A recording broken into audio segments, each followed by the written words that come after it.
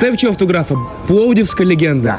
Твоят цял живот ти прекара с това да събираш автография на известни личности и не само. Голяма част. Не може да има само известни, вземам на всякакви. Да. Дори има и неприятни поводи, само че там е наистина много неудобно. И на погребения съм взимал. Каква приблизителна бройка? Само приблизително мога да кажа, да ме извинят всички хора, 500 тетрадки, 500 хиляди горе-долу. Може да има разлика дори от 2000. Сред хората, които си взимал автографията, може да кажеш 5, 6, 7 най-известни имена, които смразяват всички хора, като го чуят.